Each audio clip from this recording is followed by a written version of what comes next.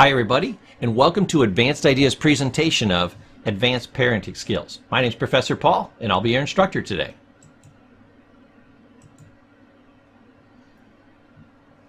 Now, we've got an amazing training for you today. This is going to give you advanced parenting skills that are going to put you in the top 1% of the top 1% of all parents out there. So, what are some of the goals we're going to achieve today? And this is by no means all the goals. They wouldn't fit on this sheet. So the first one is to understand the power of relationships in parenting and specifically how to use it. 2, develop a mentoring mindset and strategies. This can also be amazingly powerful. 3, develop new specific tools, strategies, and techniques for working with your child. 4, working as a team, building and growing your team and utilizing all the resources that you have. 5, learning how to talk to your child in such a way that the child will actually listen, and that's key. 6, learning about consequences and life lessons and how you can use that to help your child grow, mature, develop, and become a fully functional adult. So we've got an awful lot packed into this training. These are cutting edge tools. These are the same tools that I would use as a therapist when I would go into a person's home and help them out.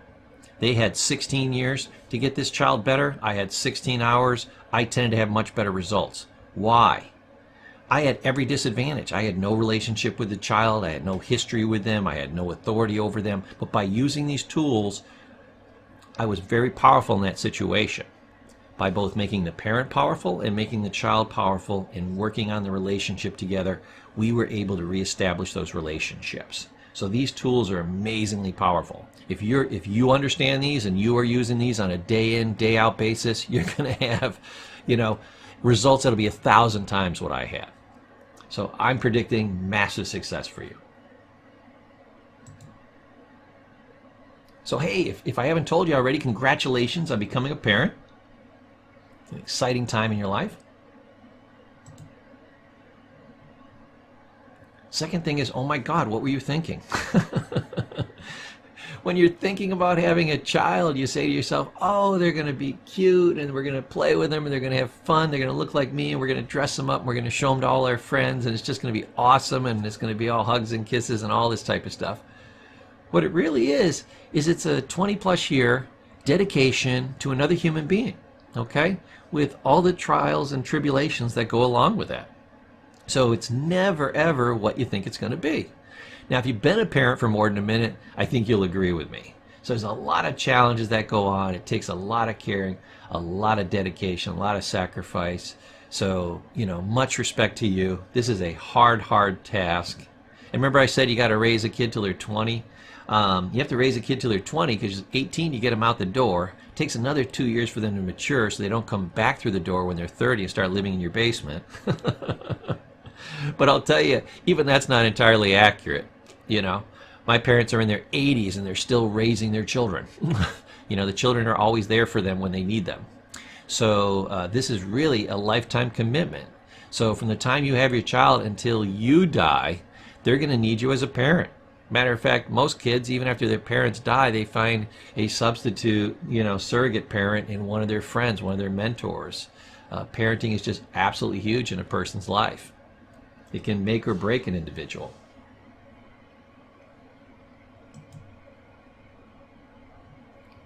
So one of the first tools that I want to give you, it's kind of fundamental, is that parenting is a different kind of love than you've ever gone through in your entire life. And like I said, if you've been a parent for a minute, I think you know this. But I'm going to teach you a new kind of love, a new kind of perspective around this. And let me give you an example. When it's a child, you have to love them in a certain way or you will damage them. So it's not the kind of way you want. It may not even be the kind of way the child wants. It's not the way you thought it was going to be. Again, new kind of love, new kind of perspective. You've never seen this before.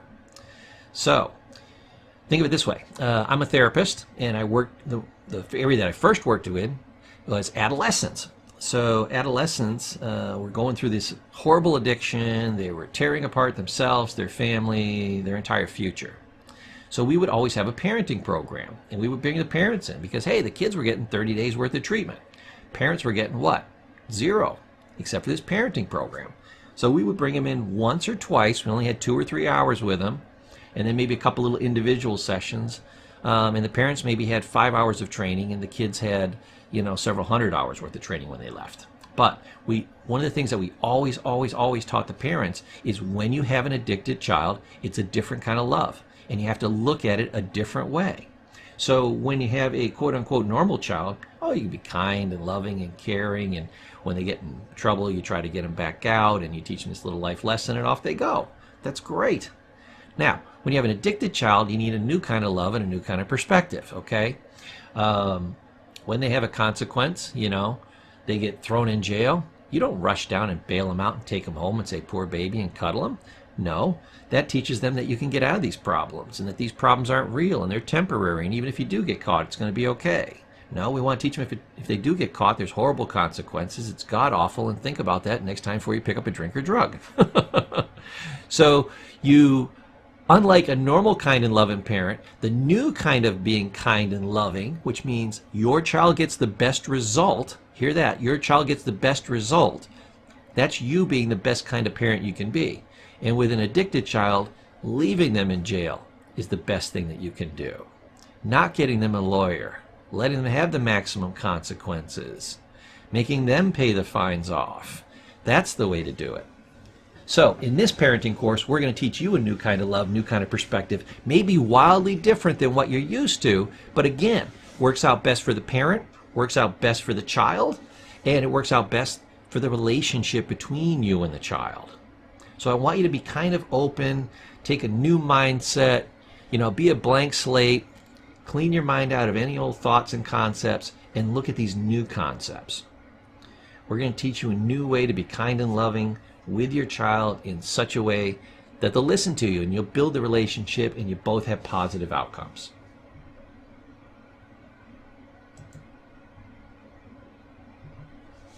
Now, parenting is about the child, not the parent. It's about sacrifice. Remember I said congratulations on having a kid? Great. Now you get your little parent card, you stick it in your wallet, and you're part of the club. But now, the next 20 plus years is going to be all about that child. It's not about you anymore. Before you could go out drinking and partying with your, wife or husband, or do whatever you wanted and go on trips and all this type of thing. Now it's 24/7 around the clock. That child has to be taken care of. Once that child is taken care of, then you can do whatever you want. Again, within certain limitations, because now you got a child. Even taking a dog, I've got to make sure the dog is cared for. So what I want only comes after the dog is taken care of. So it's the same way when you have a child. It's about sacrifice. And here's the sacrifice you make. The average child costs about $250,000 to $350,000 to do it on the cheap. $500,000 if you want to do it upright and you got some extra cash. They're very expensive. You could buy a yacht and show all your friends, for that amount of money. That would be enough if you put it away during the same time you're raising your child to retire on. Times each child. This is a lot of money. This is a very expensive hobby. That's part of the sacrifice.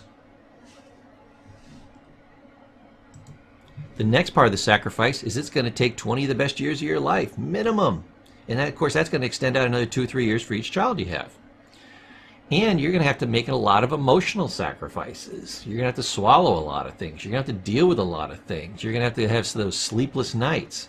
You're going to have the caring, the concern, the worries, the fears that go along with being a parent, along with all the positives, okay? But what I want to go back to is parenting is about the child, not the parent. What does this mean? Let me tell you from a therapeutic perspective, because of course I'm a long-term therapist and trainer of therapists. So one of the first things I train therapists is therapy is about the client and not the therapist. Same way I'm teaching you that parenting is about the child and not about the parent. So when you're a therapist, it's all about the client. Everything that moves that client in a positive direction, that's the right thing to do. Anything that moves them in a negative direction, that's the wrong thing to do. I once had a therapist and they said, oh God, I'm so good to these kids and I do everything for them and I'm trying to make their life better. And they whine, they bitch, they complain, they don't always listen to me, they call me names, they wrote something nasty about my mother on the bathroom wall. I mean, why they got to bring my mama into this? They're just whining about the clients. I had to take them outside the facility and I said, look up at the sign in front of this building. I said, what does it say? And they said, oh, it says Spofford Hall. I said, no, read the whole thing. They said, okay, it says Spofford Hall Hospital. I said, great, now read the last part. He said, hospital. I said, what kind of people come to a hospital? He said, sick people? I said, yes, exclusively. Matter of fact, once they stop doing these things, they stop having these sick behaviors, they stop acting sick, you got to pull out their chart, tell them they did great, and discharge them. The client is perfectly doing what they're supposed to do, and as a therapist, you got to do what you're supposed to do. Don't get upset because sick people are acting sick. Don't get upset as a parent because your child is acting as a child. They're doing childish things. They're not doing this to harm you or against you. It's simply something that you have to gently correct. You have to adjust for. And how do we do it in therapy? We did it through relationship skills. And we're going to talk more about that in the next section. But everything that you do in every way, shape, or form is to move that child in a positive direction while maintaining the relationship. It's all about sacrifice. Not about you, about them. Congratulations. You're a parent. Welcome. You've made an exciting choice in life. And now you're gaining the tools. You've shown the wisdom to gain the tools to be in that top 1% of 1% of parents that spend the time to actually learn their craft to have outstanding results. And this is going to save you years and years of torture. Now, if you're grabbing this course and you got a 16-year-old that's driving you nuts, I apologize for the 16 years. I was here. Where were you? But I got here as soon as I could, and we're going to move you forward, and we're going to help pull you out of that.